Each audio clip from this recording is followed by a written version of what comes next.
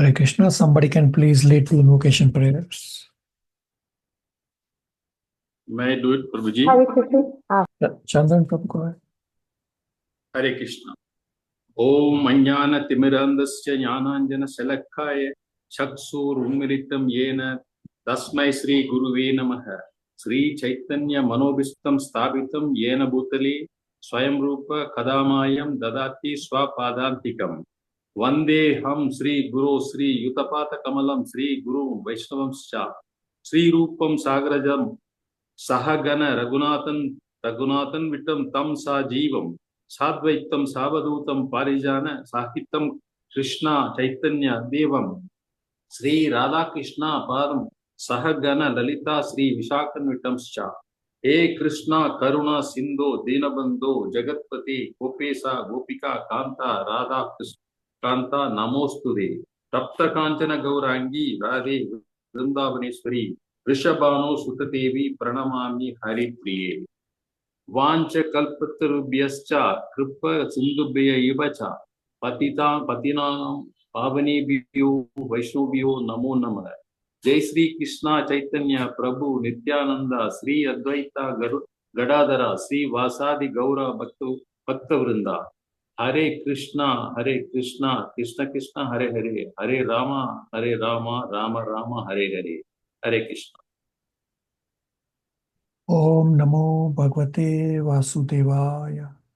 Om Namo Bhagavate Vasudevaya. Om Namo Bhagavate Vasudevaya. Hare Krishna. Thank you all for coming. So today, I will first answer inquiries submitted. Then you can answer the questions, the homework questions from last class, and then we will continue. Srimad Bhagavatam, Canto 1, Chapter 3. We'll cover up to verses 39 and finish this unit number 1 today. And next week, you all will be doing your respective presentations. So let me bring up on screen the inquiries.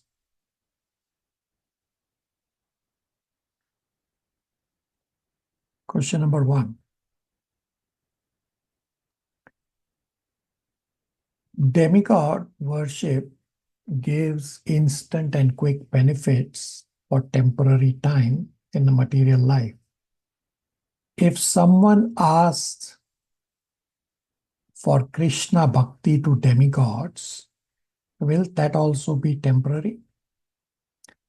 So we have discussed in our demigod worship classes that the proper way to worship demigods is to glorify the demigods as devotees of Krishna.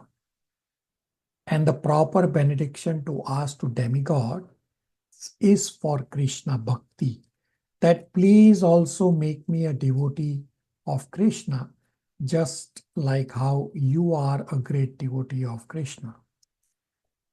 So the material benedictions from demigods are temporary and insignificant, while Krishna bhakti benediction from demigods is eternal. Question number 2. What is the meaning of the statement, the integrated forms are called Godhead and the separated forms are called living entities? So this statement is from Srimad Bhagavatam 1.2.23 purport. We actually read the previous line to this statement. It says Vishnu is manifested by his millions and billions of integrated forms and separated forms. So integrated forms are at the pure level. Therefore, they are at the Godhead level. And the separated forms are conditioned souls, and they are living entities, generally in the material world. Does that answer the question?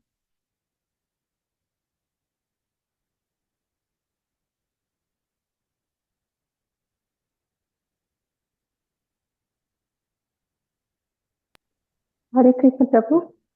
So the integrated parts and parcels of Godhead are at Vishnu Tattva level, and the separated parts and parcels, including demigods, are at the Jiva Tattva level.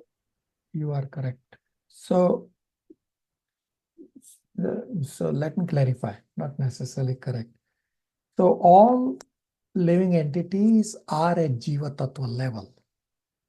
So even liberated are at Jiva Tattva level does not make them at Vishnu Tattva level. It's only Vishnu, Krishna, Narsimha, all the Krishna Tattva are at Krishna Tattva or Vishnu Tattva level. So only Krishna, Vishnu, etc. are at Vishnu Tattva level. All living entities, whether they are liberated or whether they are conditioned, including demigods, they are at Jiva Tattva level. Nitya? Yes, Prabhu. Thank you. Divya? Hare Krishna Prabhuji. So last time when we were talking about avatars, you mentioned Shakti Avesha avatars, right? That is also like Lord Krishna's avatar only, or that is Jiva, could be Jiva Tattva also. It's not a black and white answer. Okay. Our chapter 3 does talk about avatars. So avatar can be at Krishna Tattva or Vishnu Tattva level also. Or avatar can be at Shakti Avesha avatar who are not necessarily at the Vishnu Tattva level. Nitya? Oh, sorry, Divya.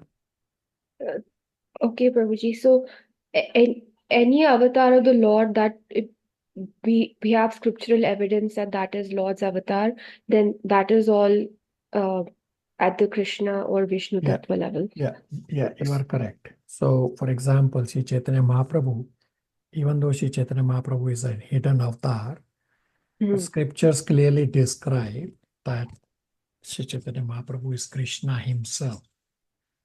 There, and he has taken the golden form because he has come in the mood of Srimati Radharani's mood. So therefore, we take Sri Chaitanya Mahaprabhu as Krishna himself at the Krishna Tattva level or Vishnu Tattva level. Okay, Prabhuji. Are we on the same page? Prabhuji, should there is one another extension in this called Vibhutis, which is in the 3rd chapter in the reading. So can you also put the Saktavesh avatar and the Vibhuti avatar? What is the difference? Because some of the Saktavesh avatars are also Jiva Tattva. Park your question. It's a discussion in our chapter 3 today. Okay. Thank you. If it doesn't get answered after we finish chapter 3 discussion about the avatars, then please, by all means, ask your question. Question number 3. Why does it say that worship of any quality or form of Krishna being beneficial is a mistake? So this statement comes from Srimad Bhagavatam 1.2.24. So to understand this, you have to read the before and after this statement for the meaning and context. So the statement continues to read that except Vishnu, all separated forms are manifested under the material condition. Hence, forms of material energy cannot help anyone to rise to Satattva Guna. So we all as souls are equal in quality with the Lord, but we are conditioned right now. One cannot worship a conditioned soul and expect to attain liberation. This is what the statement And the paragraph is talking about that you cannot just worship anybody and everybody and assume to get the same mistake. Therefore, Prabhupada is saying it's a mistake. Everybody on the same page? Does that answer the question? Yes. Question number 4. Are all empowered demigods, including Brahmaji and Lord Shiva, who are at the Jiva Tattva level, separated parts and parcels of the Supreme Lord? Yes. All demigods, including Brahmaji, Shiva, are parts and parcels of the Lord, and they are at the Jiva Tattva level, just as you and me. Question number 5. What happens to the Paramatma when the soul leaves the body? So we have discussed earlier that Paramatma is one, but appears divided. So Paramatma has a one-on-one connection with the soul in each of the different bodies. An example to understand this is that moon is one, and say you have 8 buckets of water and the moon is reflected in 8 buckets of water. But the moon is still one. And if you shake one of the bucket, only the moon in that shaking water appears to be shaking. But still, irrespective of what you see in the shaking bucket, still the moon is in its own position steady. Similarly, Paramatma is one. So if the soul goes back home to Godhead, then in the spiritual world, Paramatma does not accompany the soul. Paramatma only accompanies the soul only in the material world. When the next body of the soul is ready in the material world, the Paramatma will also be with the soul in the next body. So I gave the example of the moon and the 8 buckets. Now say you put the 9th bucket and the moon will also start reflecting in the 9th bucket. Similarly, when the soul takes up the new body, if the soul has to come to the material world, at that time the Paramatma will also manifest in the body with the soul.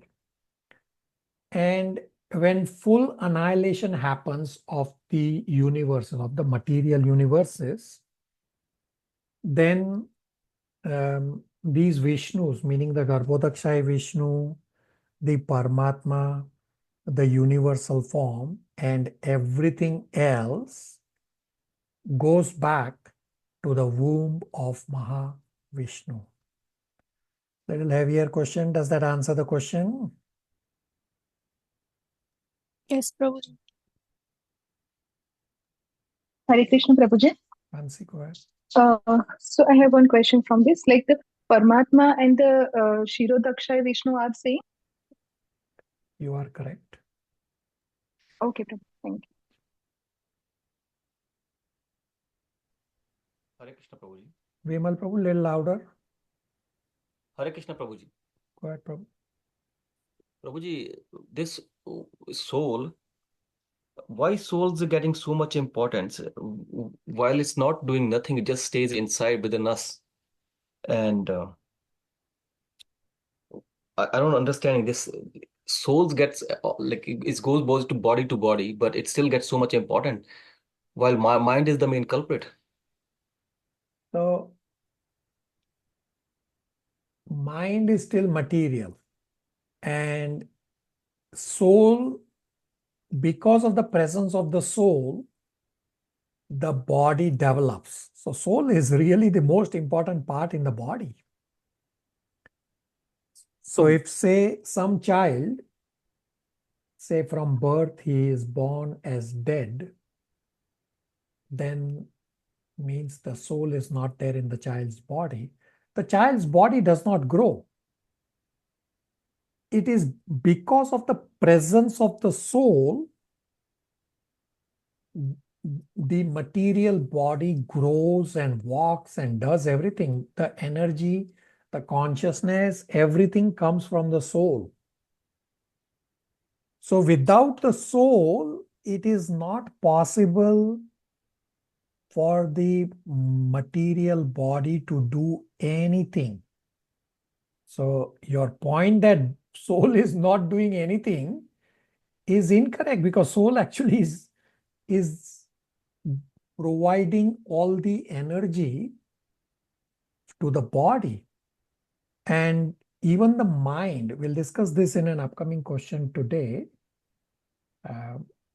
that even the mind gets the thinking ability from the energy of the soul. So without soul, it's impossible for the body to do anything. So, Prabhuji, so body take instruction from soul? Is that what you mean? You are correct. So soul desires and material nature executes. So you are absolutely correct that the body gets or executes the desires of the soul. So without the soul desiring anything, the body cannot do anything. Sorry, Prabhuji, it's confusing me more. So why body get punished life after life for the karmas, which is not done by body, which is instructed by somebody else? The body is just a shell. We as souls, we are in the material world as aliens, just as astronauts go to space and they cannot function in space, so they need to put on space suits. Similarly, the soul cannot function in the material world. Therefore, the soul needs the gross body and the subtle body to act in the material world. So body is nothing. Body is just a shell. So who goes through pain? Is the body goes through pain or the mind? So we already discussed this in our last class. I'm not sure if you have heard the last recording. I recording twice, Prabhu. That's what I confused. So we have discussed this in our last class with chapter 13, verse 6 and 7, that whatever the body goes through, we discussed the example of the movie theater, that whatever the body goes through, either happiness or distress, the soul experiences. The body is just a means for the happiness and distress activity to happen. The experiencer is the soul, not the body. Vimal Prabhu? Yes, Prabhu, somewhat, but I'll talk to you offline, no problem. Just let's continue with the class. Yeah, and Thank you. Vimal Prabhu, in terms of you're saying that the soul is nothing, why are we giving importance? I want you to read chapter 13, verse 34. Translation. Everybody, Bhagavad Gita 13.34. Vimal Prabhu will read.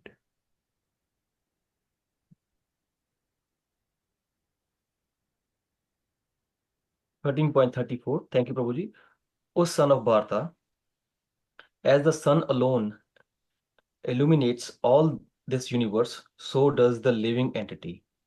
One within the body illuminates the entire body by consciousness. Right. So the soul illuminates everything, and everything that is happening in the body is happening because of the soul.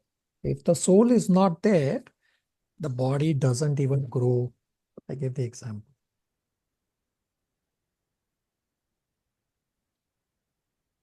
Everybody on the same page? Thank you, Prabhuji. Question number 6. Why is so much importance given to oral reception for spiritual knowledge?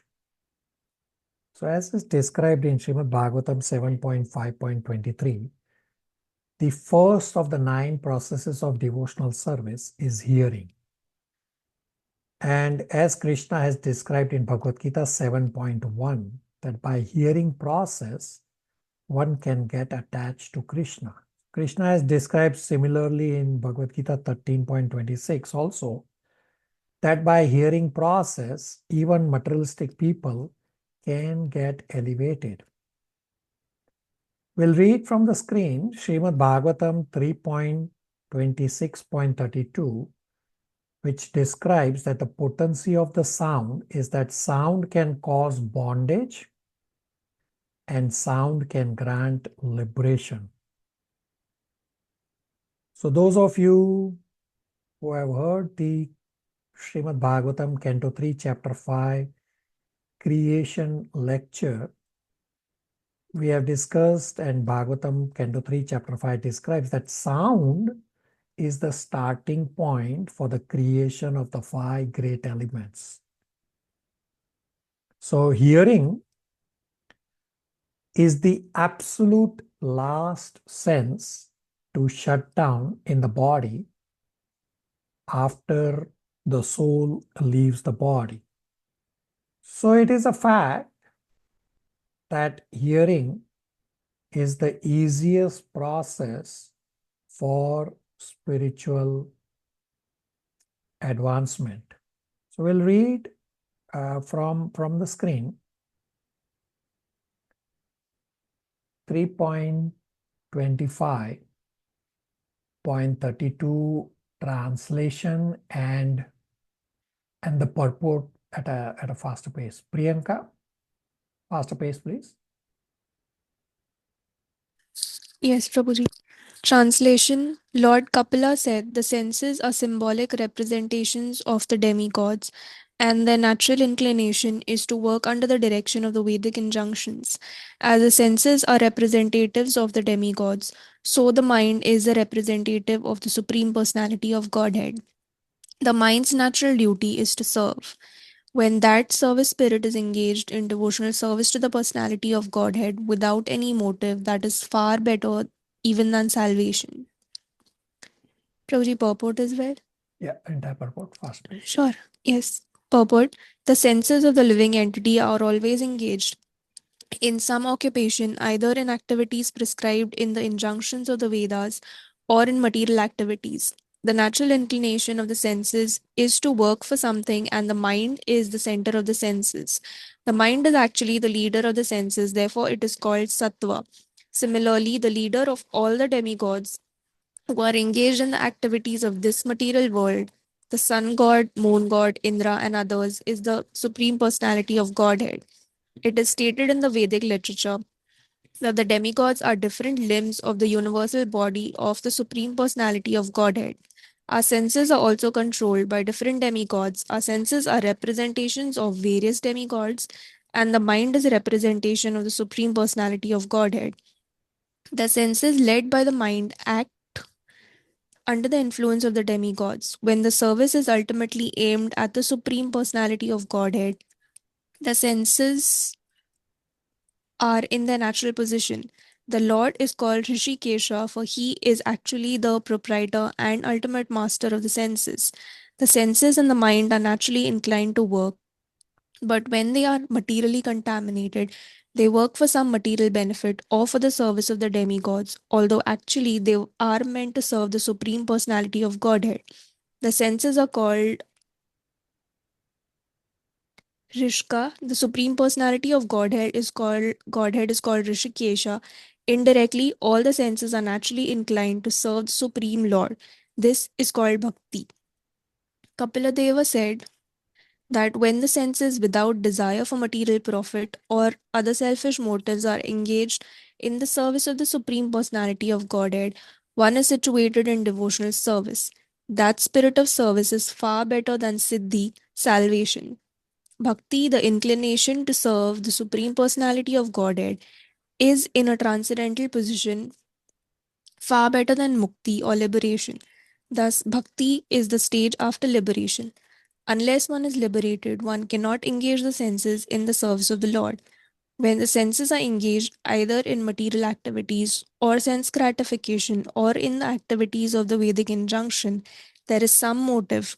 But when the same senses are engaged in the service of the Lord and there is no motive, that is called anamita and is the natural inclination of the mind. The conclusion is that when the mind, without being deviated either by Vedic injunctions or by material activities, is fully engaged in Krishna consciousness or devotional service to the Supreme Personality of Godhead, it is far better than the most aspired for liberation for material entanglement. Hare Krishna. So let me see. I may have pointed to a wrong verse here. This verse didn't talk about the sound. Hold on. Let me look up, please. Sorry, my mistake. Look up in a minute.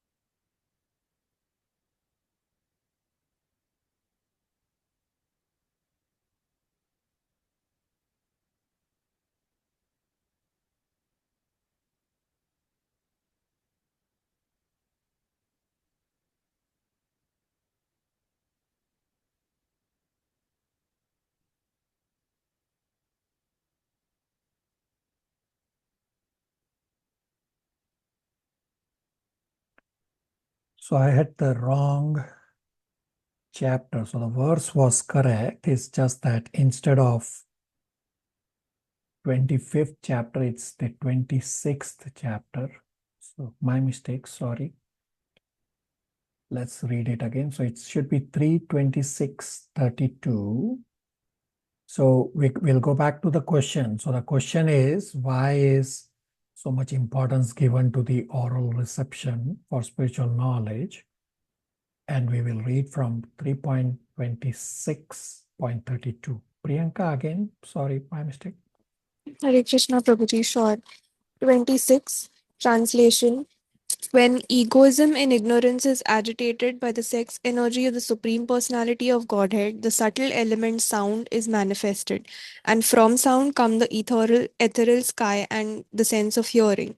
Purport, it appears from this verse that all objects of our sense gratification are the products of egoism and ignorance. It is understood from this verse that by agitation of the element of egoism and ignorance, the first thing produced was sound, which is the subtle form of ether. It is stated also in the Vedanta Sutra that sound is the origin of all objects of material possession, and that by sound one can also dissolve this material existence. Anavrita Shabdat means liberation by sound. The entire material manifestation began from sound, and sound can also end material entanglement if it has a particular potency. The particular sound capable of doing this is the transcendental vibration Hare Krishna. Our entanglement in material affairs has begun from the material sound. Now we must purify that sound in spiritual understanding. There is sound in the spiritual world also. If we approach that sound, then our spiritual life begins, and the other requirements for spiritual advancement can be supplied. We have to understand very clearly that sound is the beginning of the creation of all material objects for our sense gratification. Similarly, if sound is purified, our spiritual necessities are also produced from sound. Here Okay. it is. So the Thank first you. paragraph explained what I described, that sound is the starting point. So from Canto 3, Chapter 5, from sound, all other great material elements get manifested, and therefore sound is the starting point. Continue reading. Here it is said that from sound the ether became manifested, and that the air became manifested from ether. How the ethereal sky comes from sound, how the air comes from the sky, and how fire comes from air will be explained later on. Sound is a cause of the sky, and the sky is a cause of Shrotram, the ear. The ear is a first sense of receiving knowledge. One must give oral reception to any knowledge one wants to receive, either material or spiritual. For Shrotam is very important. The Vedic knowledge is called Shruti. Knowledge has to be received by hearing. By hearing only can we have access to either material or spiritual enjoyment. Does that In the answer the question? I mean, the paragraph is pretty straightforward.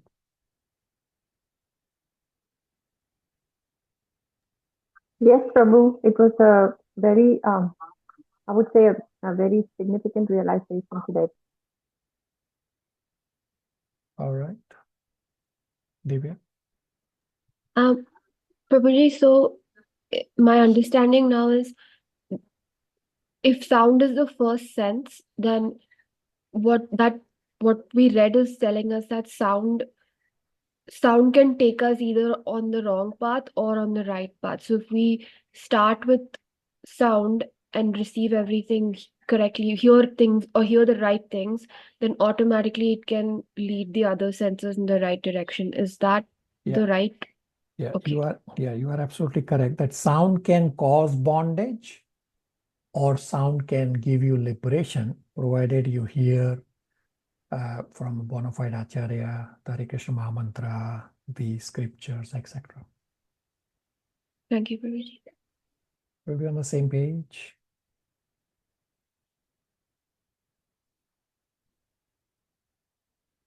Question number 7.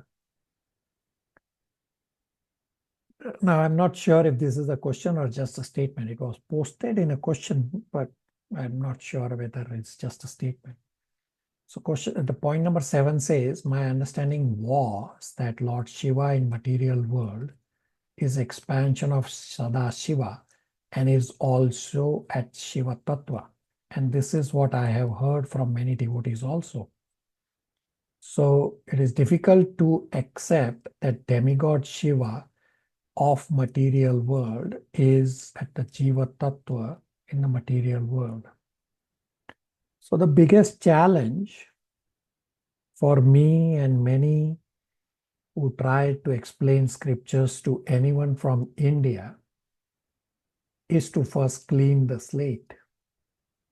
And it takes a lot of effort to convince specifically Indians, because Indians have the largest volume of misconceptions on their own scriptures. Therefore, Srila Prabhupada has chastised Indians in few lectures that Indians are not doing their duty properly. the duty of studying scriptures properly and then spreading the scriptural knowledge. Rather, Indians are so poor on their own scriptures because of social norms. So it is a fact that Shiva is a demigod, and all demigods, including Brahmaji, including Indra, including Ganesh, including Shiva, including Yamraj, they are all at the Jiva Tattva level. Everybody on the same page?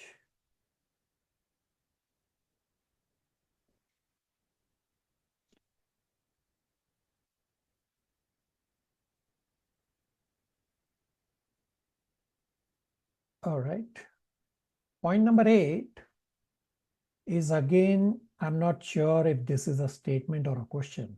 So it just says that chapter 3, it says that Dattatreya was guru of Kartivirya Arjuna, but still he was a demon. And some say Dattatreya was impersonalist, but he also is guru of Yadu, who is a devotee. So I'm not sure what to do with this. And even if you ask a question, I will ask you to park it, because brief description for Dattatreya will come in Canto 1, Chapter 3, and then in later cantos. So you are asking a question from what we have not covered. Obviously, you will have some confusion about it. So park your question till we come to discussing Dattatreya. Although we will cover Dattatreya briefly in one of the verses today. I mean, we are not going to read it because it's only briefly mentioned in Canto 3 as the list of various avatars. All right. Question number 9.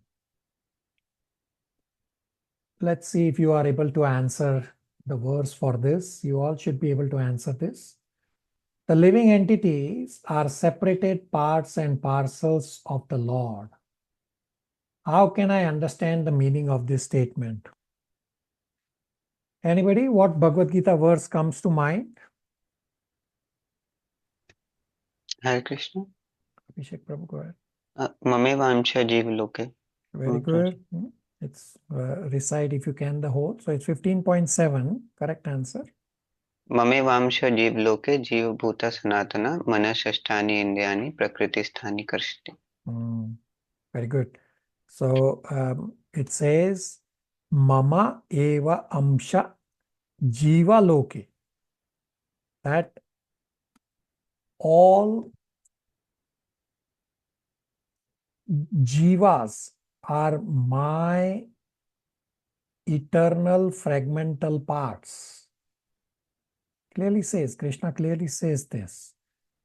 And Abhishek Prabhu recited it to perfection. It clearly says in the translation that all conditioned souls are my fragmental parts.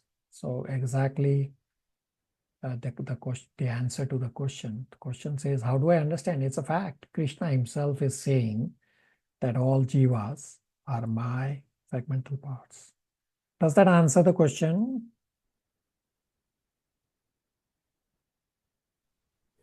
Yeah, what does that mean, that fragmental parts, like, So we are parts. So say you have 5 fingers, and when we were in the spiritual world, we were connected to Krishna just as the hand is connected in a palm, and all 5 fingers are connected to the hand in the palm. And if one of the finger is cut off, so we are that separated part, when that finger is cut off, and we are in the material world.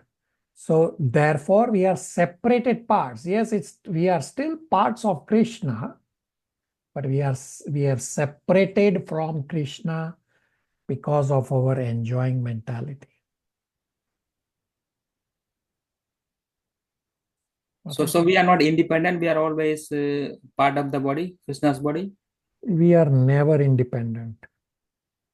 Under illusion, we think we are independent, but we are never independent.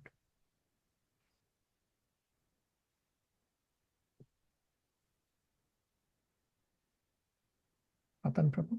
Yeah, okay, thank you. Next question is a very heavy question. Question number 10. When one dies, the subtle body, means the mind, intelligence, and ego, goes with the soul to the next body.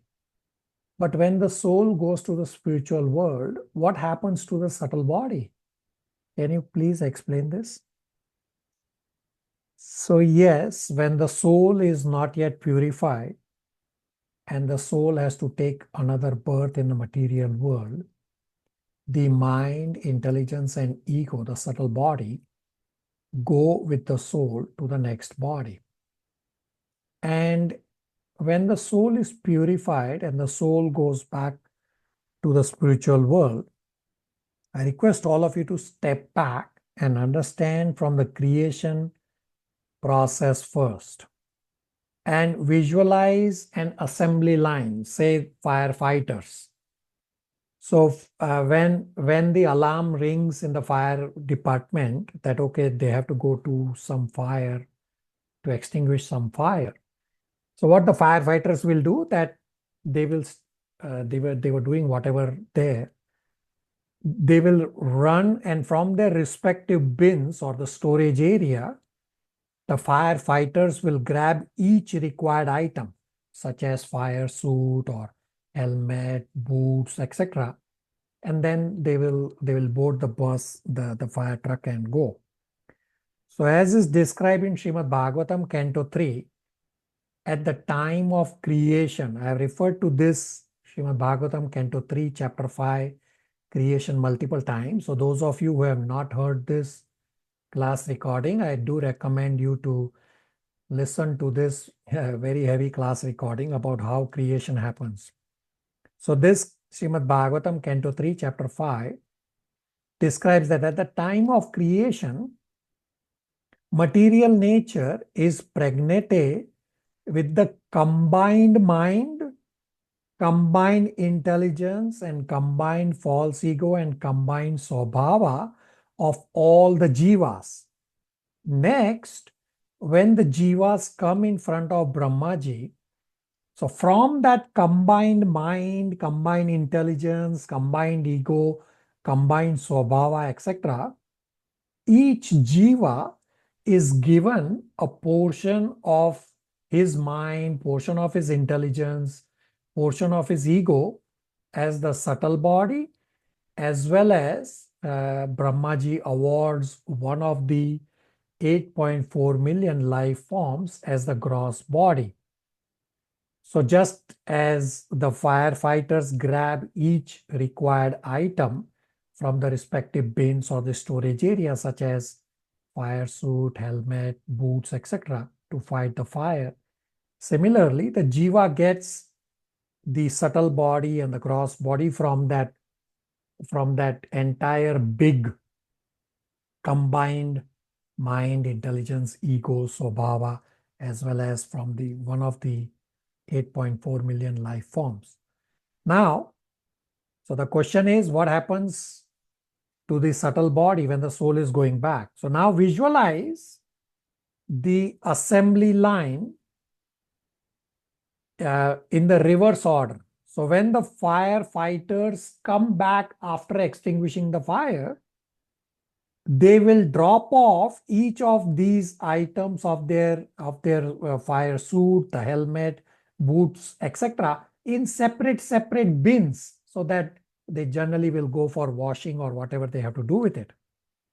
So, and similarly, exactly how you put garbage in different bins, say green bins or blue bin or gray bin, to separate which garbage goes where. Similarly, when the soul is purified, the soul has to go to the spiritual world. So the soul does not need the material subtle body in the spiritual world, and soul does not need the material gross body in the spiritual world.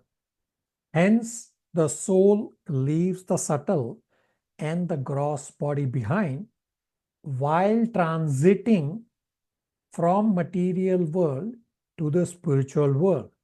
So the soul leaving the subtle and the gross body behind, it means that as the soul is crossing through the universe, the material universe, to go back to spiritual world, the mind that comprises our subtle body, that mind merges with the mind element. So recall the creation, that whole mind was combined. So now the mind goes back and merges with that big mind element. Intelligent merges with that big intelligence element, and false ego merges with the false ego big element. And then the soul is free from the material coverings, and this way the soul goes back to the spiritual world. Now, in the spiritual world, soul has a mind, but that mind in the spiritual world is not made of subtle material nature, nor is soul's body in the spiritual world made out of gross material matter. The mind, the body, the soul in the spiritual world are all spiritual. Now, purifying the mind is part of our sadhana in the material world.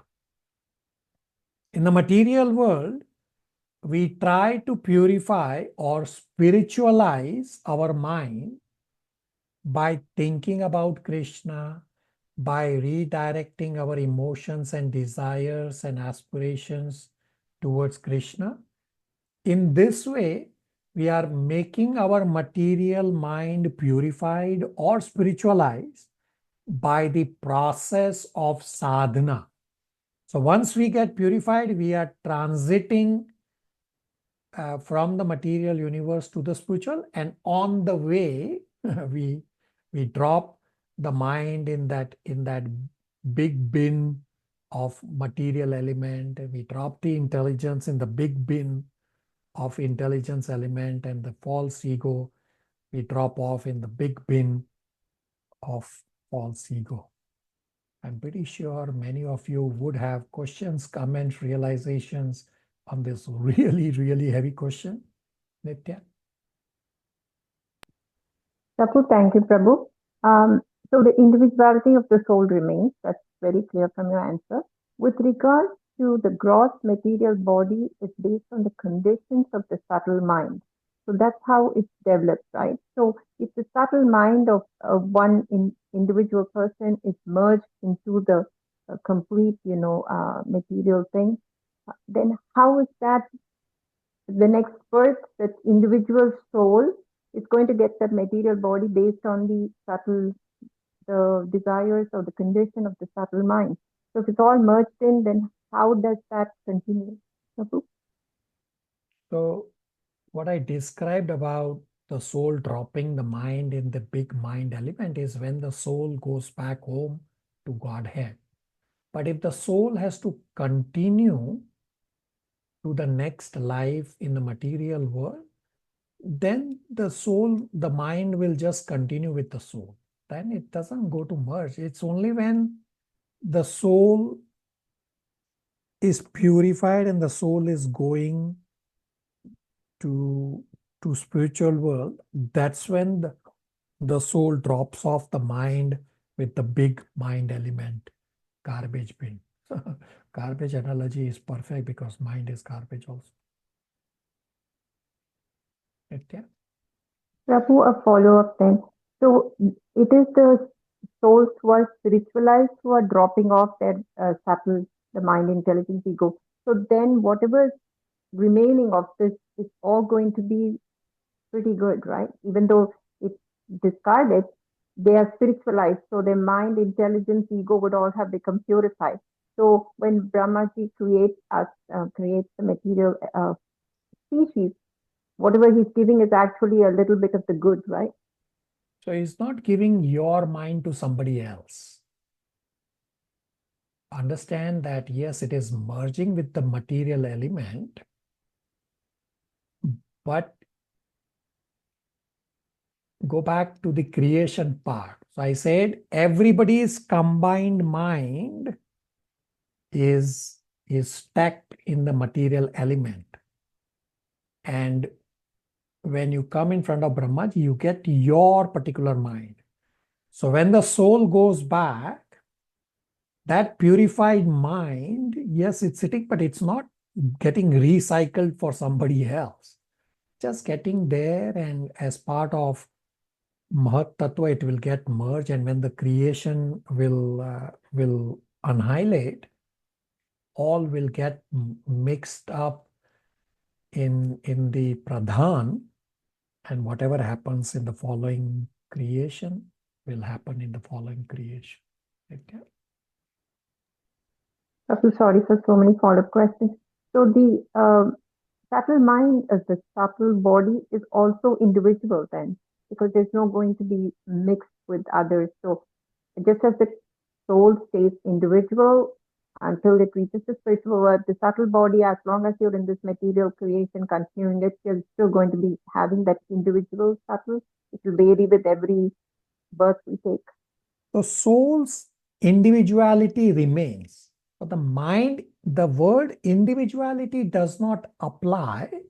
What has happened is, just as we have a unique body, all of us have unique bodies because of our conditioning is how our body is made. Similarly, based on the conditioning, the mind is configured accordingly for the conditioning that we have.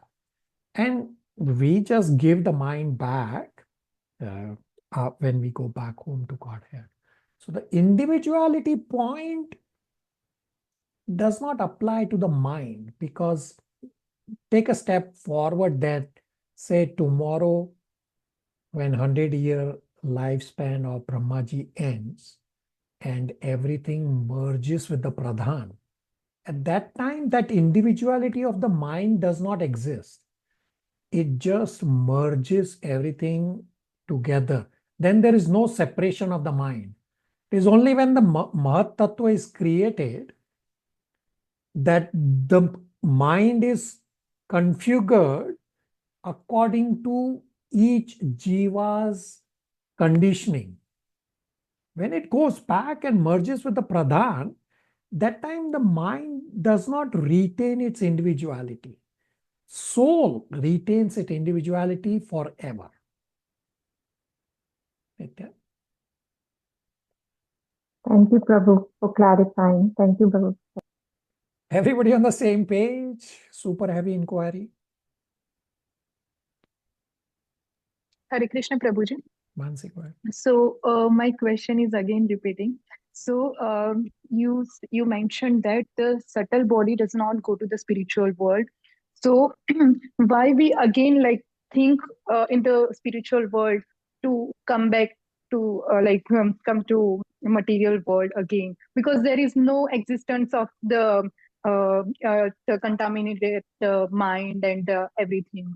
There is only a spiritual mind, right?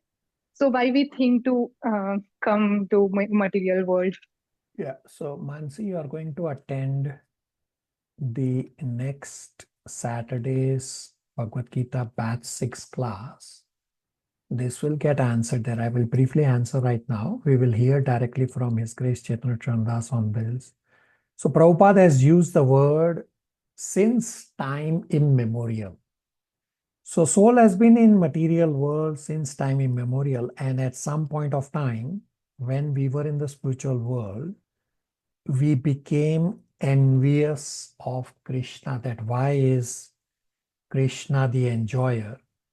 I want to be the enjoyer. And because of that enjoying mentality, Bhagavad Gita 13.22 is the base verse. Bhunte is the answer, the direct answer for this, that because of our enjoying mentality, we got pushed to to the material world. So yes, you are correct that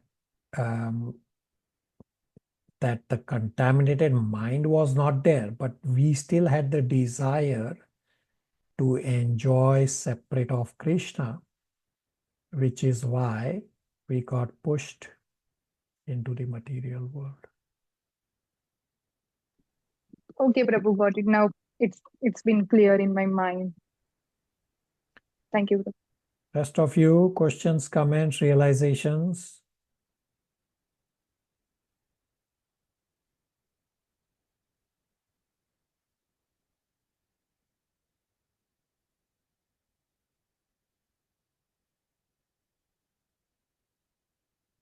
Okay, last question for today.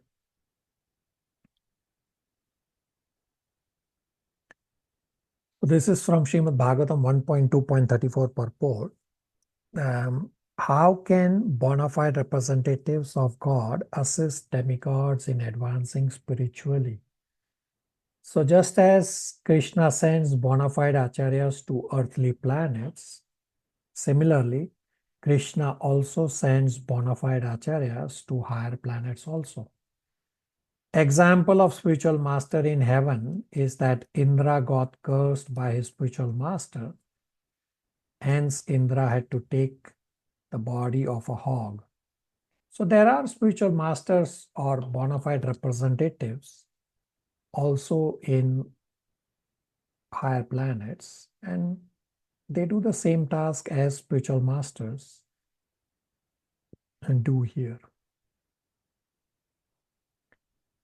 Questions, comments, realizations?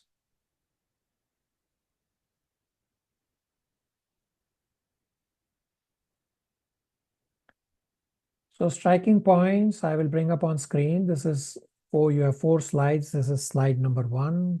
Take a snapshot.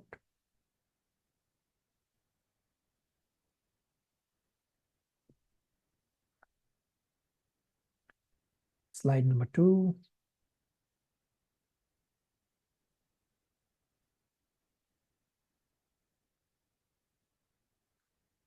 Slide number 3.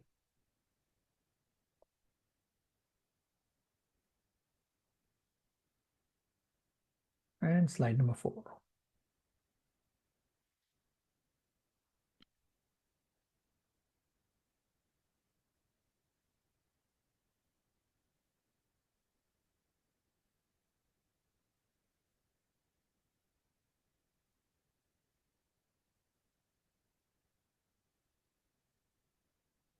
Okay, so we will now continue Canto 1, Chapter 3.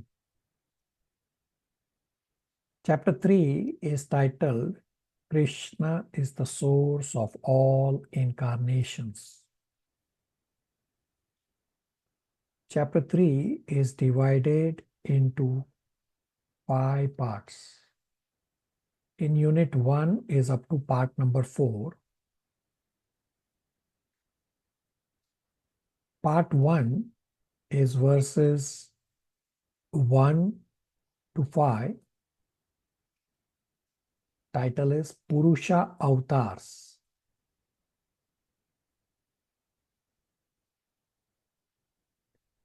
Part number 2,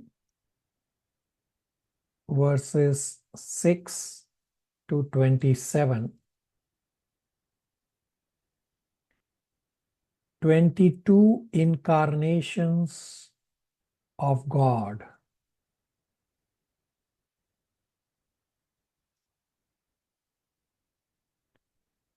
Part 3, verses 28 to 29.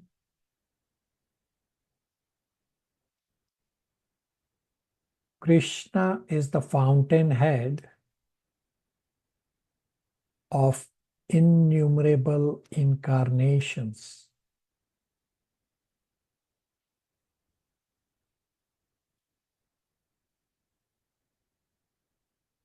Part 4, verses 30 to 39.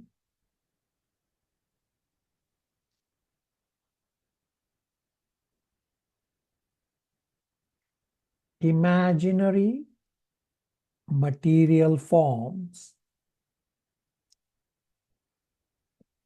of Jiva and Virata Rupa. So do Krishna Katha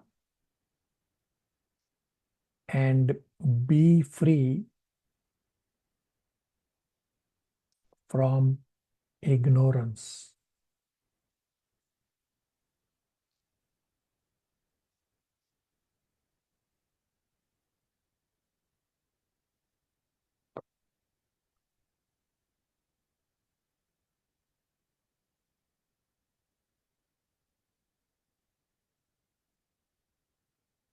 Gauri, read verses 1 to 3 translations.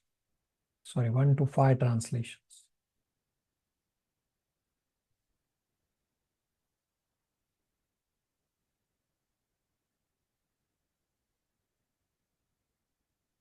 Gauri.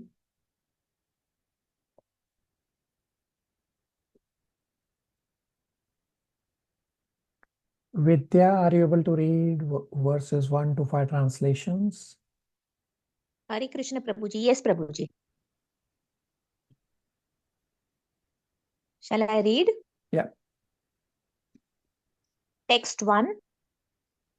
So Sutta said, in the beginning of the creation, the Lord first expanded himself in the universal form of the Purusa, incarnation, and manifested all the ingredients for the material creation. And thus, at first, there was the creation of the 16 principles of material action. This was for the purpose of creating the material universes. Text 2. A part of the Purusa lies down within the water of the universe. From the navel lake of his body sprouts a lotus stem, and from the lotus flower atop the stem, Brahma, the master of all engineers in the universe, becomes manifest. Text 3.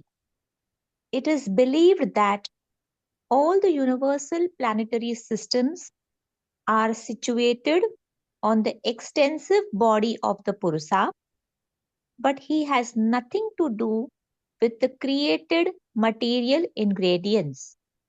His body is eternally in spiritual existence par excellence.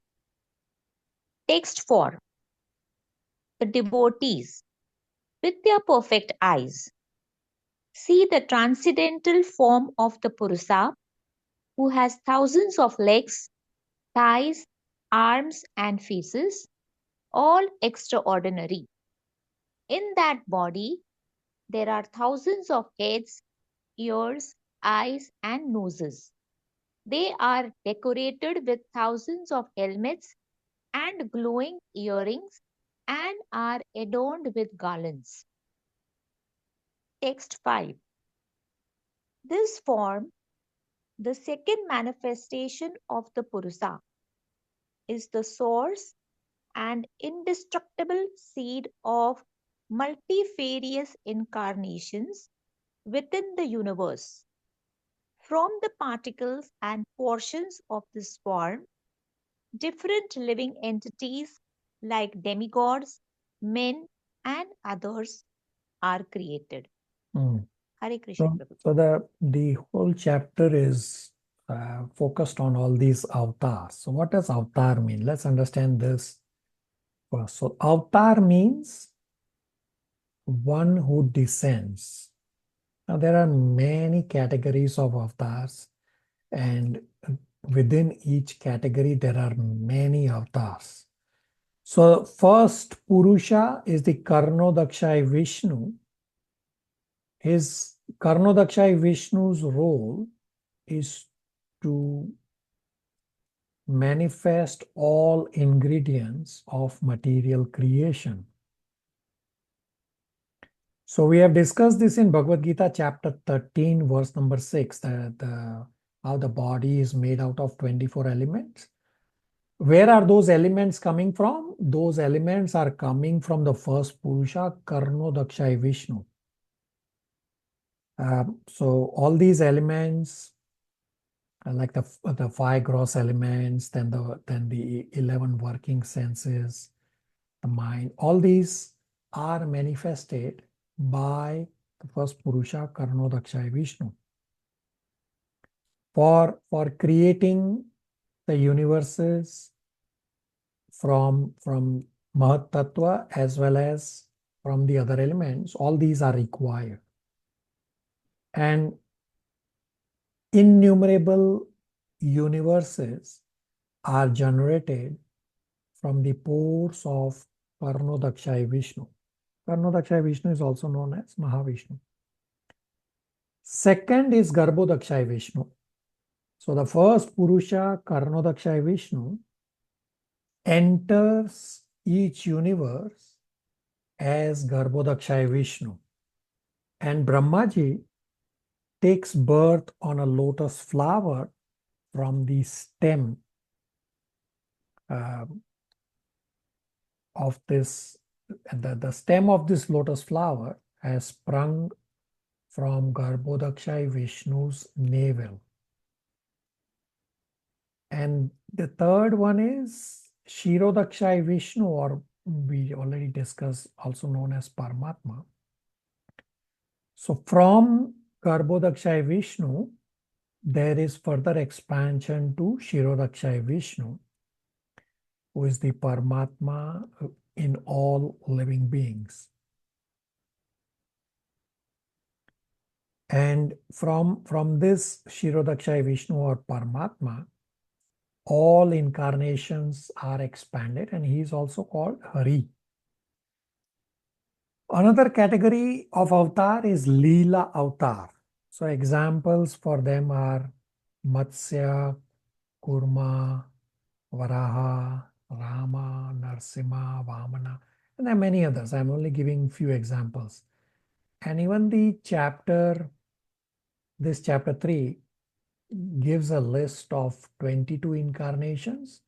So it does not mean that there are 22 incarnations. It's just giving an example. It's just trying to make us understand that Krishna is the source of all incarnations. Does not matter who it is. The 22 list is just giving as an example in this chapter. There are infinite incarnations.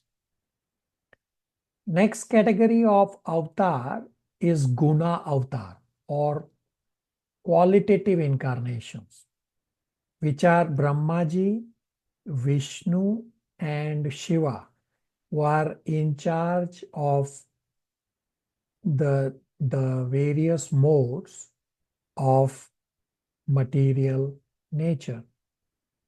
So we know that Vishnu is a direct expansion of the Supreme Lord. Therefore, Vishnu is non-different than Supreme Personality of Godhead.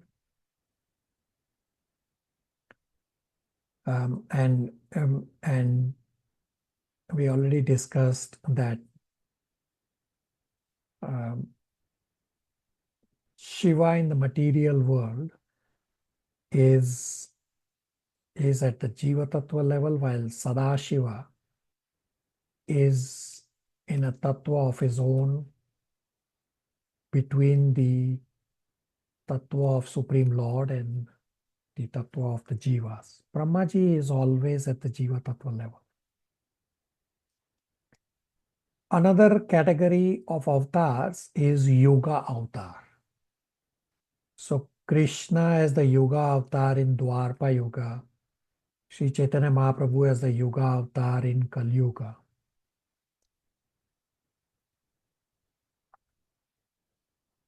Then there are directly empowered avatars. They are also known as incarnations, such as Kumaras, Narad Muni, Prithu, Shesha, Ananta. So they are all direct empowered avatars. And then there are indirect empowered avatars, which are known as vibhutis. So vibhutis are described in Bhagavad Gita chapter 10. So vibhutis are empowered incarnations such as, say, beautiful vibhutis show the power of the beauty of the Lord. And thus they are empowered incarnations.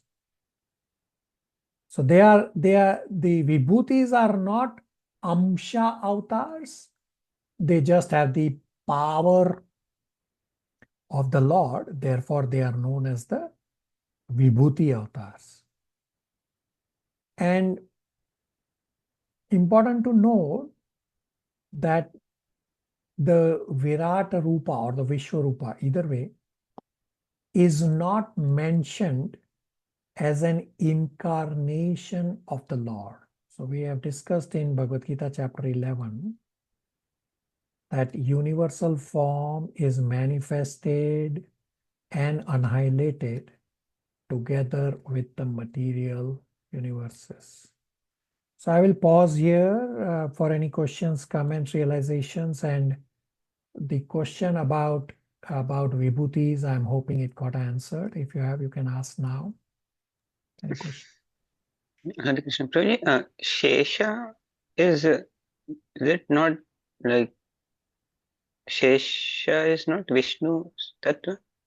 Shesh avatar, like it's Balramji or not? Yeah, Shesha is Balram. He will fall at the Vishnu Tattva. And he is also Saktavesh avatar.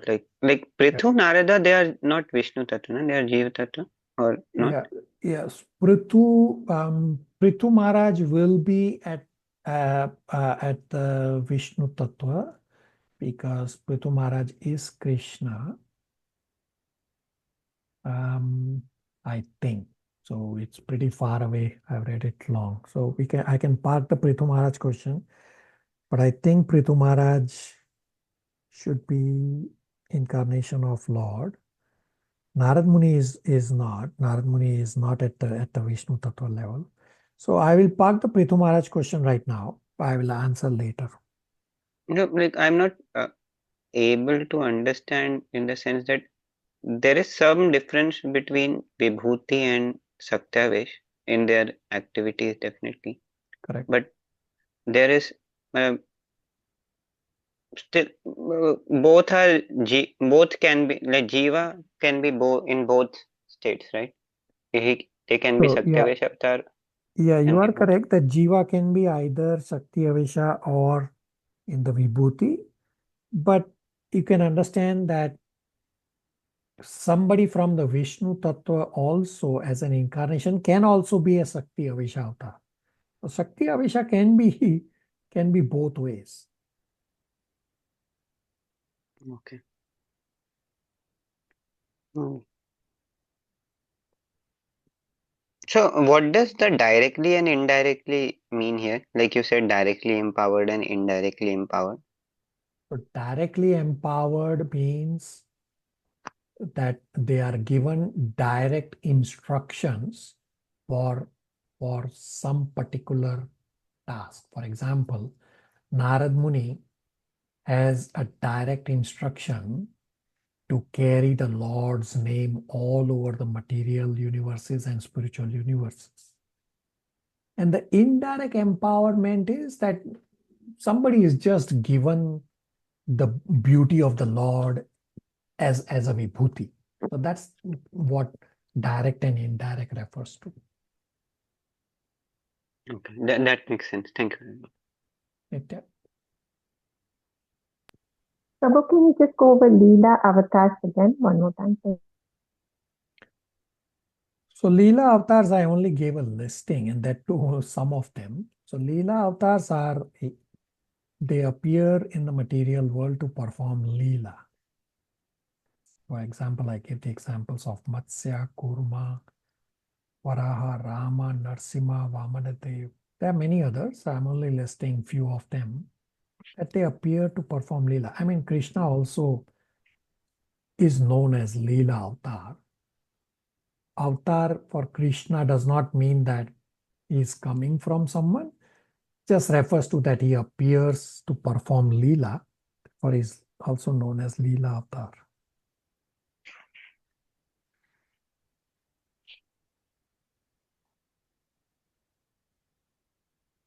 Thank you, Prabhu. Prabhu, also, my understanding as we have read through Bhagavad Gita, I would always note that Srila Prabhupada would write Lord Vishnu, Lord Krishna, in different places, always the same. But today I understand because you clearly said Lord Vishnu is known different from the Supreme Personality. And that, I guess, explains why I would think why Prabhupada wrote Lord Krishna or Vishnu interchangeably. Yeah, so Vishnu has its own personality. Yes, he is at the Supreme Personality of Godhead level as a direct incarnation, as the first Purusha. Still, Krishna has his own personality and Vishnu has its own personality as well. Thanks. Okay.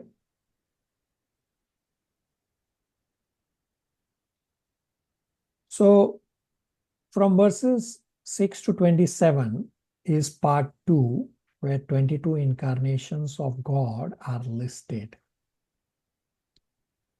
So there is not much to discuss in these verses. We'll do a quick read of these. As I said about the Dattaraya question, we won't be discussing them now. It comes up in later cantos. We'll park them for later discussion. Right now, the focus of this chapter is different. Focus of chapter 3 is that, okay, here are all these incarnations. And we'll come to 1.3.28 that all incarnations come from Krishna. That's the focus. That's the focus of this chapter 3. So we'll read 5 verses at a time, just for the context.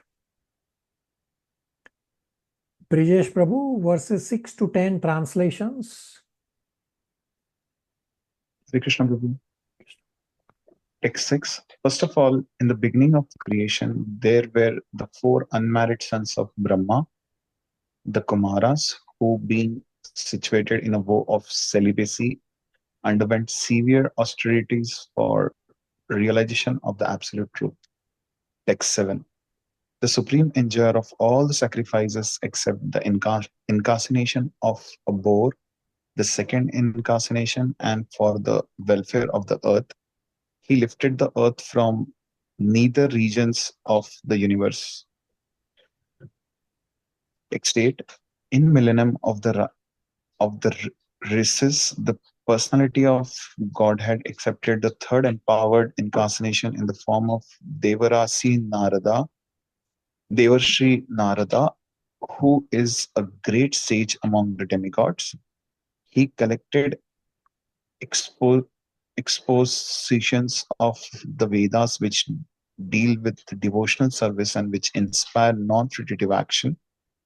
Text 9. In the fourth incarnation, the Lord became Nara and Narayana, the twin sons of wife of King Dharma. Thus he undertook severe and exemplary penances to control the senses. Text 10. The fifth incarnation, named Lord Kapila, is the foremost among perfect beings. He gave an exposition of the creative elements and metaphysics to Asuri Brahmana, for in course of time this knowledge had been lost. Text. Okay, so we'll let somebody else read. So we'll now read 11 to 15. Anish Prabhu, 11 to 15 translation from the screen. Sure. Text 15. 11 to 15.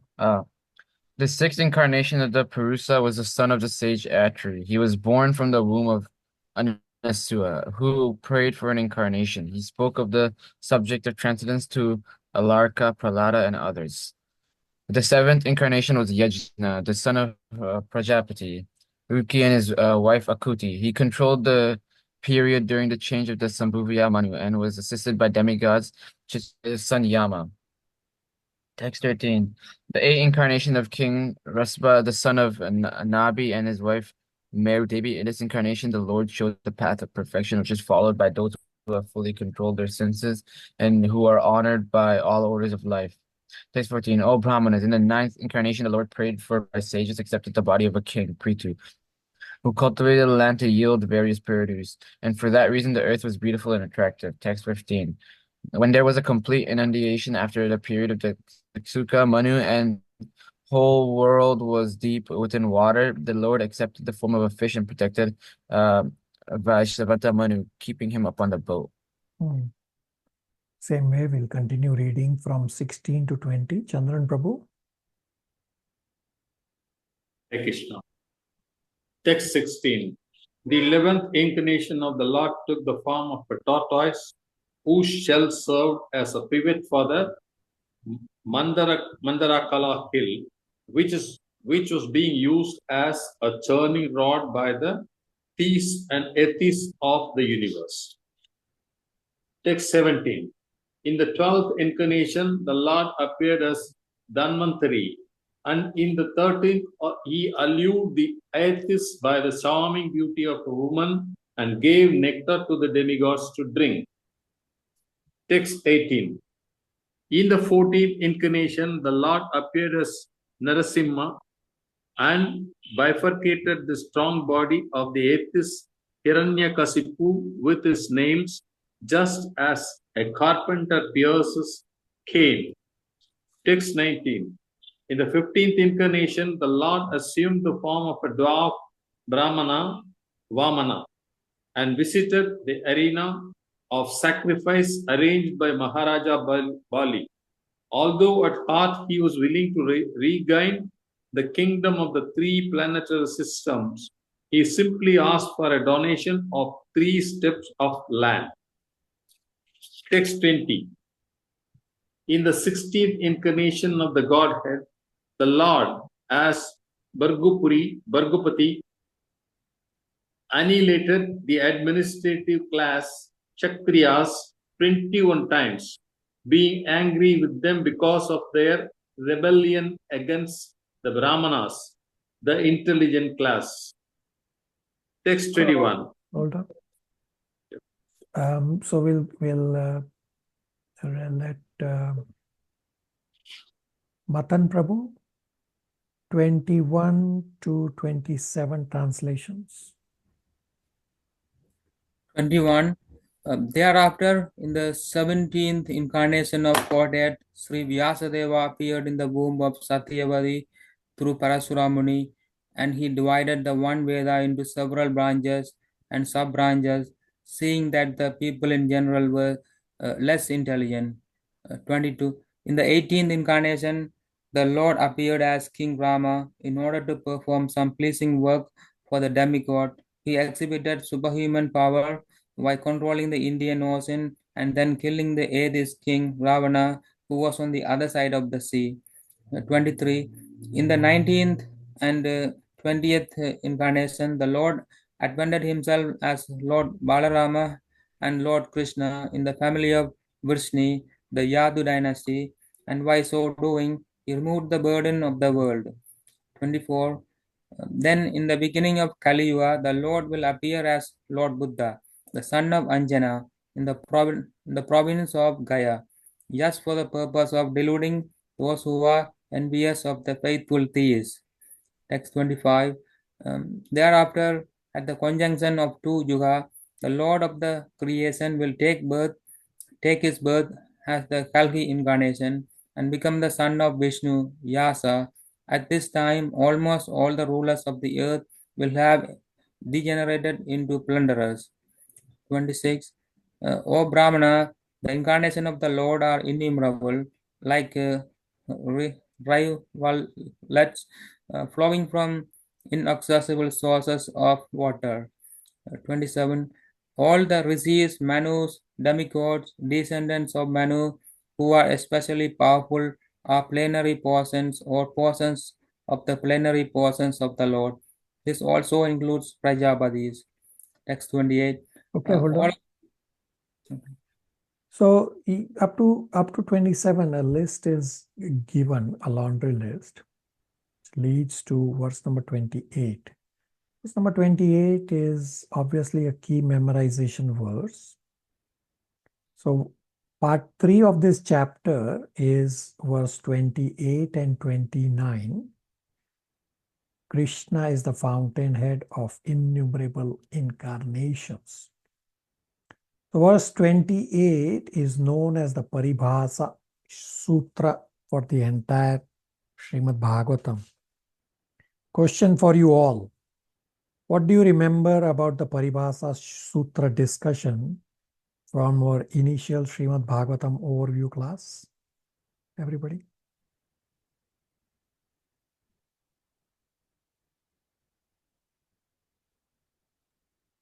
It gives the like it gives the like base point on which all other conclusions should be made. Okay, If very I- good.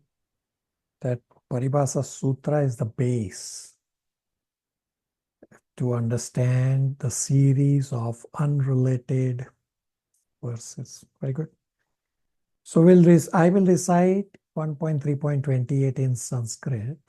Then you can unmute and recite one line after me, please. So 1.3.28. Ete cha amsha kalo pumsha Krishnastu Bhagwan Swayam Indrari Vyakulam Lokam Mridayanti Yuge Yuge. Unmute yourself and recite one line after me, please. Ete cha amsha kalo pumsa Pumsa Krishnastu Bhagwan Swayam Krishna Nastu Bhagwan Swayam Indrari Vyakulam Lokam Indrari Vyakulam Vyakulam Lokam Mridayanti Yuge Yuge. Mritayanti Yuge Yuge. Dipanshu Prabhu, translation. Hare Krishna. All the above mentioned incarnation are either planetary portions or portion of the plenary portions of the Lord. But Lord Sri Krishna is the original personality of Godhead. All of them appear on planets. Whenever there is a disturbance creation by the atheist, the Lord incarnates to the atheist. So incarnations, we discussed that Supreme Personality of Godhead appears in the material world. So plenary portions, they have the same power, same opulences, but they may not manifest all the power, all the opulences. Example to understand this is, in a small room, you put a small light bulb of a small voltage. So it does not mean that the electric powerhouse is limited. Rather, the incarnations of the Lord display limited power because only that much power is needed at that particular point in time.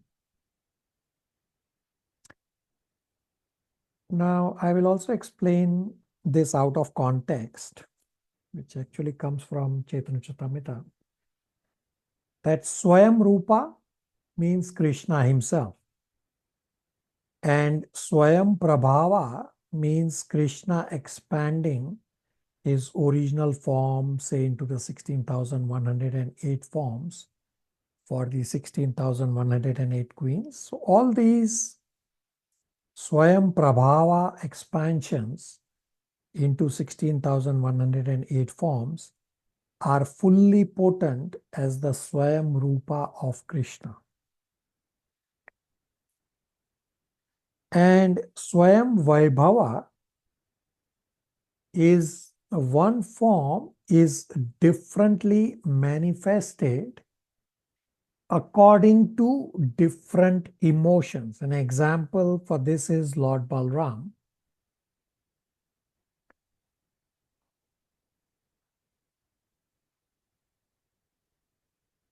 And then verse number 29 is just a continuation. of this discussion in terms of why the Lord appears, and that discussion will continue in subsequent verses also. Divya, 29 translation. Hare Krishna, text 29. Whoever carefully recites the mysterious appearances of the Lord with devotion in the morning and in the evening gets relief from all miseries of life.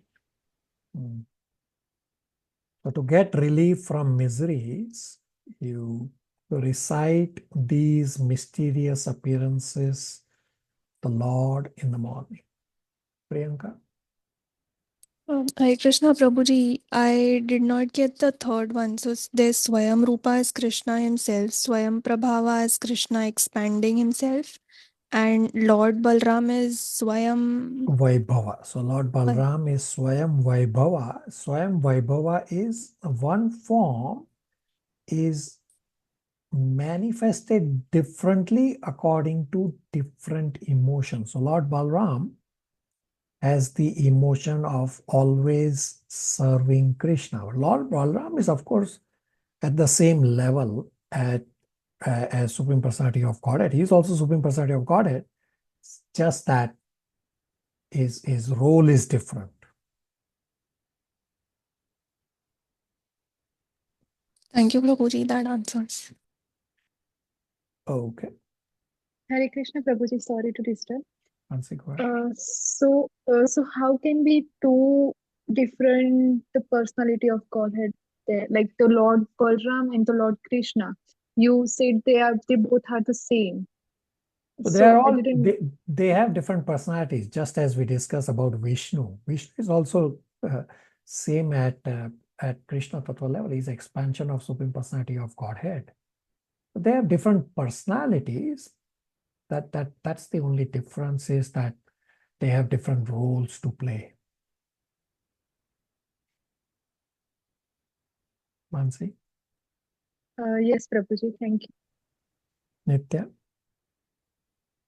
Prabhu, practical application of this text 29. Can you tell us how to do it? Who carefully recites the mysterious appearances? Is that just reading the Srimad Bhagavatam or this particular verse? So you read these verses from 6 to 27, and while you are reading, of course, you will remember few things about these incarnations. So we haven't covered all of them. As we progress, we will cover each one of them one by one. So while you are reading, it's not like you are putting a tick mark. Yes, you will also remember what those incarnations were doing, what their activities were, what their teachings were.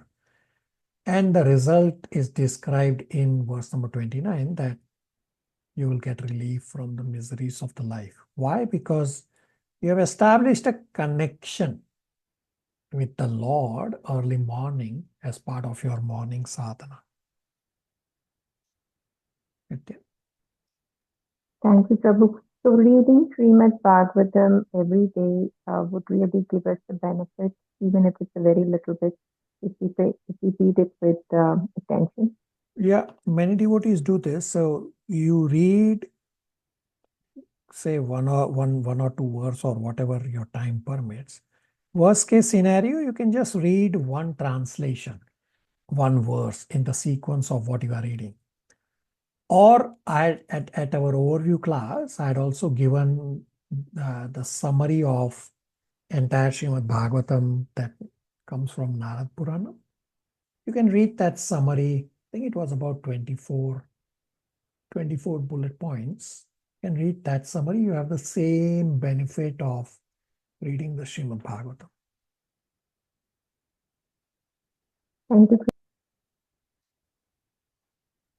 Okay, part 4 is verses 30 to 39. Imaginary material forms, therefore, do Krishna Katha and be free from ignorance.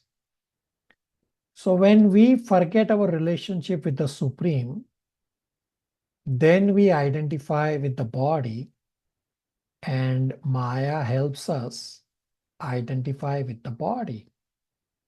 Therefore, do devotional service, and devotional service consists of hearing and chanting. Neha, verses 30 to 34 translations from the screen. Text 30. The conception of the Virat universal form of the Lord as appearing in the material world is imaginary. It is to enable the less intelligent and neophytes to adjust to the idea of the Lord's having form. But factually, the Lord has no material form. Text 31. Clouds and dust are carried by the ear, but less intelligent persons say that the sky is cloudy and the air is dirty. Similarly, they also implant material bodily conceptions on the spirit self. Text 32. Beyond this gross conception of form is another subtle conception of form, which is without formal shape and is unseen, unheard, and unmanifest. The living being has his form beyond this subtly, otherwise he couldn't have repeated birth. Text 33. Whenever a person experiences by self-realization that both the gross and subtle bodies have nothing to do with the pure self, at that time he sees himself as well as the Lord. Text 34. If the illusory energy subsides and the living entity becomes fully enriched with knowledge by the grace of the Lord, then he becomes at once enlightened with self-realization and thus becomes situated in his own glory. Text 35. Hold on. So verse number 34, purport, has the analogy of an expert electrician, and is given the example that when Maya troubles you, all of you will go through this Maya's test, that Maya gives you troubles. So Maya can give you trouble, as well as the same Maya can also help you become spiritual, just as the same electrical energy can be used to heat up the furnace or turn on the air condition to cool down. Neha, read 34 purport. Purport. Because the Lord is the absolute transcendence, all of his form, name, pastimes, attributes, associates, and energy are identical with him. His transcendental energy acts according to his omnipotency. The same energy acts as his external, internal, and marginal energy, and by his omnipotency, he can perform anything and everything through the agency of any of the above energies. He can turn the external energy into internal by his will. Therefore, by his grace, the external energy, which is employed in illusioning those living beings who want to have it, subsides by the will of the Lord in term of repentance and penance for the conditioned soul. And the very same energy then act to help the purified living being make progress on the path of self-realization. The example of electrical energy is very appropriate in this connection. The expert electrician can utilize the electrical energy for both heating and cooling by adjustment only. Similarly, the external energy which now bewilders the living being into continuation of birth and death is turned into eternal potency by the will of the Lord to lead the living being to eternal life. When a living being is thus graced by the Lord, he is placed in his proper constitutional position to enjoy eternal spiritual life. Questions, comments, realizations?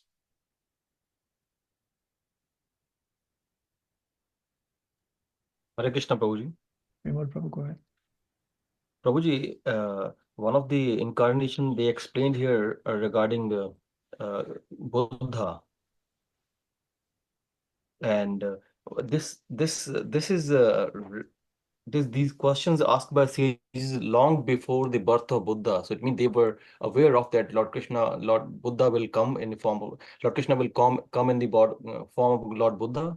Yeah, you are absolutely correct that whatever is said in Srimad Bhagavatam actually happens, and Lord Buddha is the perfect example.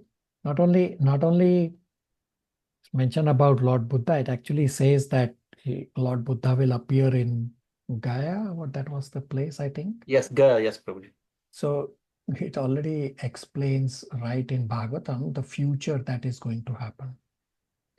Same Prabhuji, they are saying about Kalki Avatar as well, but there's no reference about the mother and father.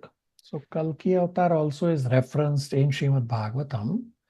And yes, in terms of which place Kalki Avatar will appear, it's all described already in Srimad Bhagavatam. Thank you, Prabhuji. Thank you. Nitya? Prabhu, could you please talk about the Manus in the life of Brahma, just very briefly? Sorry, what's your question?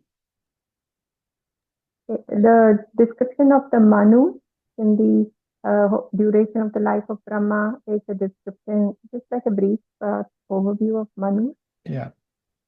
So we have discussed this earlier that within 1 day of Brahmaji, there are 14 Manus. And you can do the math that say in 1 month of Brahmaji, so 1 month of Brahmaji has 30 days, there will be 420 Manus. So you can do the calculation that way. And the purpose of Manu is to give the processes of religion and to expand the population of the universe. So we all came, I mean, Manu came from Brahmaji and we all came from Manu. Yes, we do say that we came from Brahmaji. Of course, we come from Brahmaji because he is the first living entity. Nitya? Yes, Prabhu. And then, so the Brahmaji is the secondary creator, and then the Manus, and from Manus is the expansion of all the living entities, and they cover a certain period of time. I know this is philosophical, but just want to understand because there's quite a bit of description of that. Yeah, so we discussed this in one of our previous classes. The length of Manu is roughly 50 minutes, just little over 50. It's about 50 minutes and change. So we can round it off that little over 50 minutes of Brahmaji within the 12-hour day. Each Manu has his reign over the universe. So this discussion, this calculation actually comes in Srimad Bhagavatam Canto 3, but I briefly described right now. Thank you.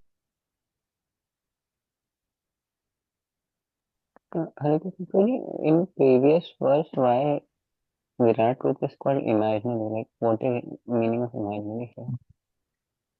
So this described in Canto 2 that this Srimad Bhagavatam's universal form is neither real nor eternal. It's just concept. The Bhagavad Gita's universal form is real but not eternal. So Abhishek Prabhu, you have not yet covered chapter 11 with you in the batch you are. So the Srimad Bhagavatam's universal form is just a concept. It's not real universal form. And even the Bhagavad Gita's universal form, which is a real form, but it's still temporary, meaning the universal form of Bhagavad Gita gets annihilated when the universe is annihilated. So there's a heavy discussion in Bhagavad Gita chapter 11. I've only given a very slight response to your answer. Does that help you? Yes, thank you. Priyanka? Prabhuji, do all of these incarnations eternally exist in the universe, or are they manifested when required or needed? So the incarnations which are at the Krishna Tattva level, they are eternally existing in the spiritual world.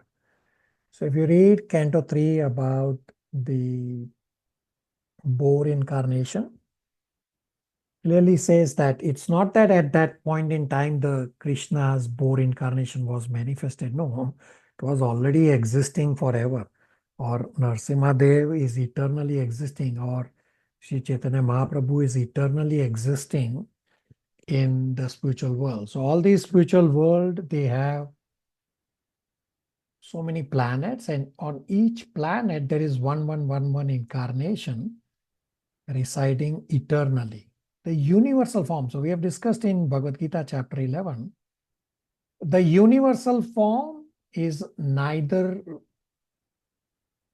real nor eternal, meaning the Bhagavatam's universal form, and Bhagavad Gita's universal form is real but is not eternal, meaning there is no loka in the spiritual world where the Bhagavad Gita's universal form exists, because when material world annihilates, the full annihilation, at that time the universal form of the material world also annihilates. And then when the material universe is created again, that time the universal form is manifested again. But all other incarnations of the Lord at the Krishna Tattva level, they exist eternally in the spiritual world.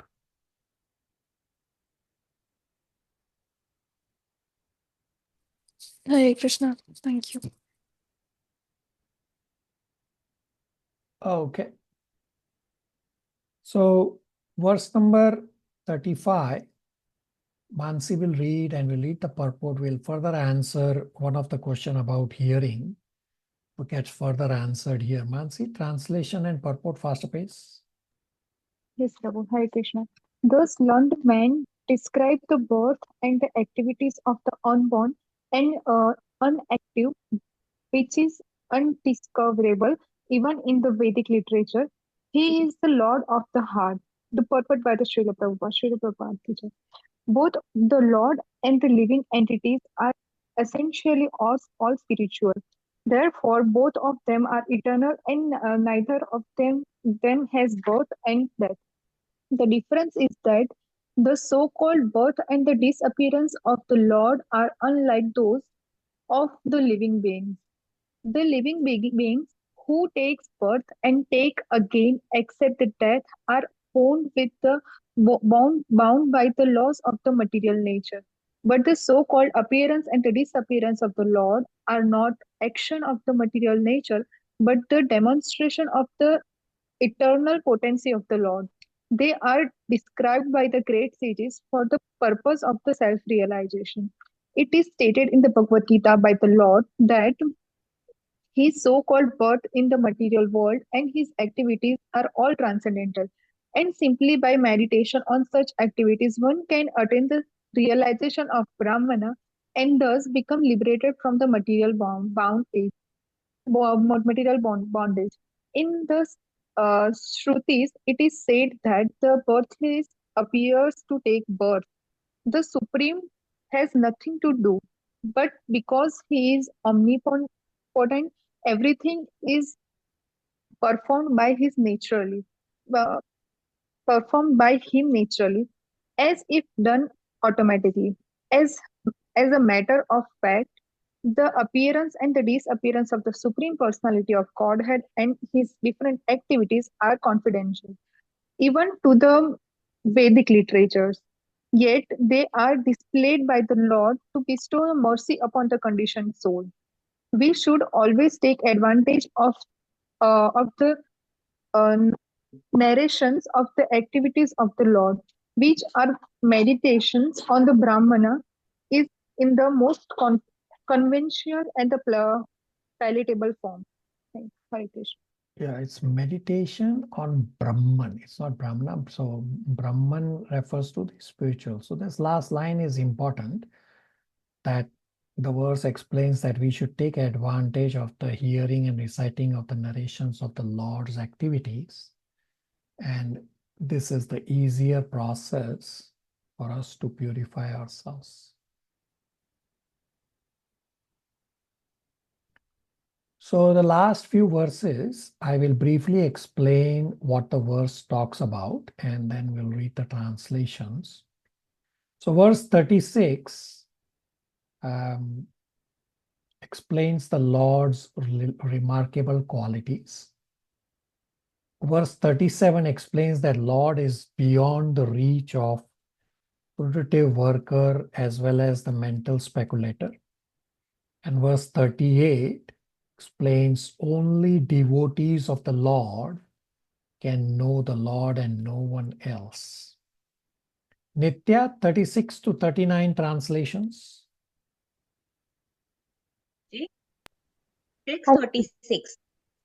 Nitya, The Lord whose activities are always spotless. Nitya, can you, we'll let Nitya read, please. Nitya. I'm sorry, Prabhuji. My bad. Hare Krishna, Prabhuji. Text 36. The Lord whose activities Vidya, I want Nitya to read, not Vidya. Nitya, 36 to 39 translation. Hare Krishna Prabhu. Text 36. The Lord whose activities are always spotless is the master of the six senses and is fully omnipotent with the six opulences. He creates the manifested universes, maintains them, and annihilates them without being in the least affected.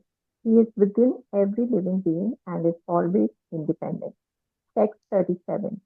The foolish with the poor fund of knowledge cannot know the transcendental nature of the forms, names, and activities of the Lord, who is playing like an actor in a drama, nor can they express such things neither in their speculations nor in their words.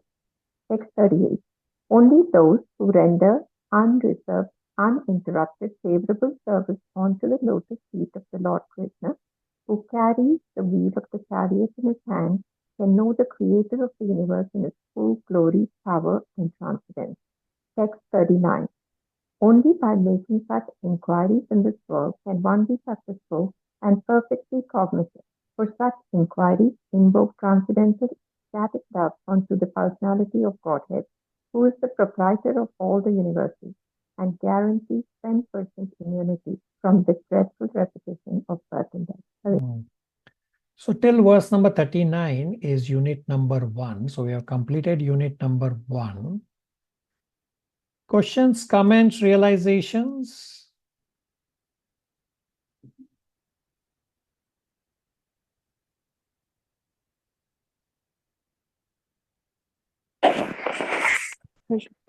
So the words which we just read before Nitya started, the meditation on Brahman.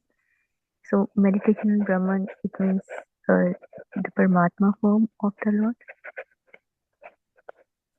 So if you are Ashtanga Yogi, you will meditate on the Paramatma feature of the Lord. But for you all are Bhakti Yogis, you will meditate on the Bhagwan portion or the Bhagwan feature.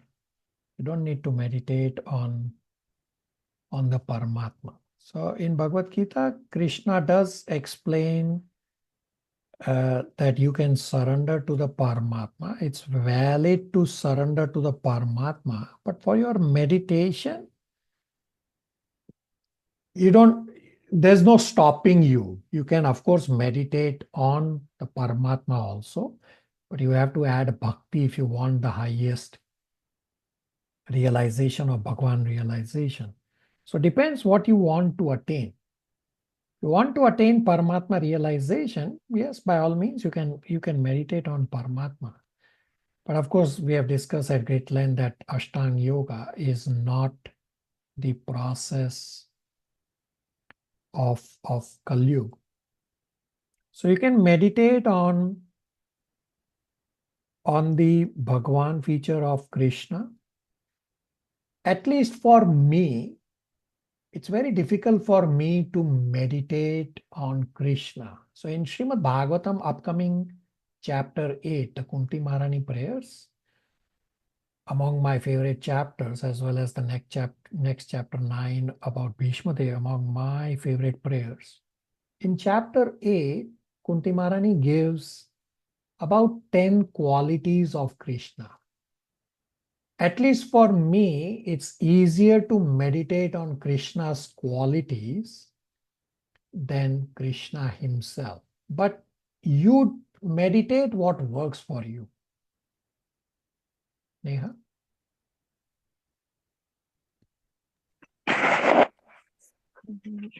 So it's just a confusion between Paramatma and Bhagwan feature, because in Bhagavad Gita we read the three features, like with the levels of meditation. So I thought the Paramatma and Bhagwan is parallel. So the Paramatma is same as Krishna in terms, because Paramatma is just Shirodakshaya Vishnu. But the destination will differ. So we have discussed this in Yoga Ladder, that if you meditate on the Paramatma and you don't add bhakti, then your realization, your spiritual realization is partial. You're not getting the full realization. So there's no stopping you from not meditating on Paramatma. Yes, you can meditate on Paramatma, but to get the full spiritual realization, then you also have to add bhakti. We have discussed this in Yoga Ladder, that Ashtanga Yogi, if he only stops at Paramatma meditation and stops there, then he will get Paramatma realization, which is not full realization. But if he continues and adds bhakti and makes bhakti as the dominant factor, then he can attain Bhagwan realization also. Simultaneously, we have also discussed that meditating on the Paramatma, which is Ashtanga Yoga process, is very difficult, is not the recommended process for Kali Yuga. Therefore, from Bhagavad Gita chapter 6, we have discussed that from the Ashtanga Yoga process, you can use some of the items for yourself. For example, regulating yourself, regulating your eating and sleeping, or while you are meditating, sitting in a quiet environment, in a straight posture. You can use components of Ashtanga Yoga for your Bhakti Yoga sadhana. Neha? Yes, Swamiji, thank you. Hari Bol, Prabhu. Go ahead, Vijay Prabhu. Is it everything clear? Is there noise around me? There's no noise today. Thank you. Oh, thank you. I was afraid. There was a nice analogy I heard before in one of the class. Let me give you an example of a Paramatma, Brahm Jyoti, and Krishna as a personal form. One devotee gave a nice example. I'm planning planning to go USA, New York. So as soon as I leave my boundary of Canada, I become a little happy just for Brahm Jyoti. As I come nearby the New York, I'm a little bit more happy because there's a Paramatma ecstasy. But I am not still happy unless and until I reach my brother's place in New York. That is a real Krishna form.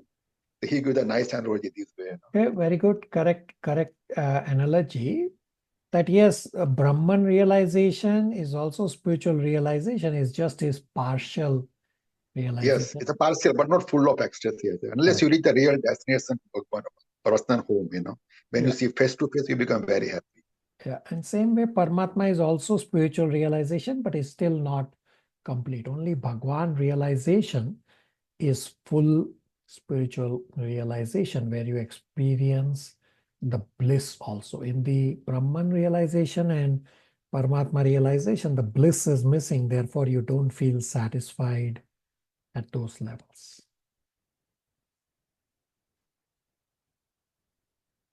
Okay, we're just about at 1:15 p.m. Toronto time. So next Saturday, 5th of October, you all will do your respective presentations. We'll start on sharp on time. So couple of devotees are going to do additional presentations for the same sections, which is actually good because those are important points.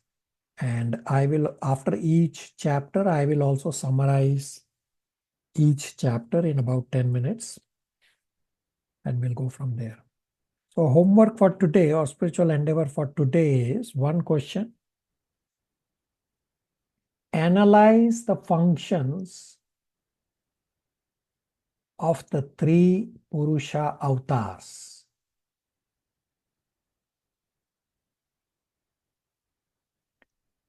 Comes from chapter 3, verses 1 and 2. And for the next class after the presentations, read chapter 3, verses 40 to 44, plus read chapter 4, verses 1 to 25. So from chapter 3, verse 40, unit number 2 will start, which is Narad Muni's instruction to Srila Vyasadeva. This is a very heavy unit. Take a lot of time. And when you are reading the chapters for the following class, and if you have any inquiries, you should wait. You don't need to post your inquiries right now on the Google form. The Google form inquiries is from this discussion or the previous discussions that we have already had. Can post inquiries for those. I mean, if you have more inquiries from what you're reading, that will get covered in our discussion.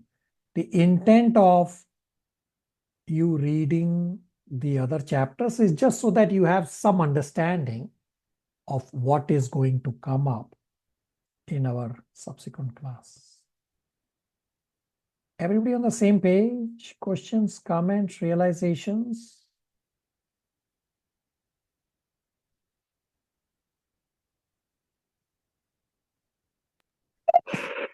Hare Krishna Prabhu. I just have one question about Vishnu Tattva.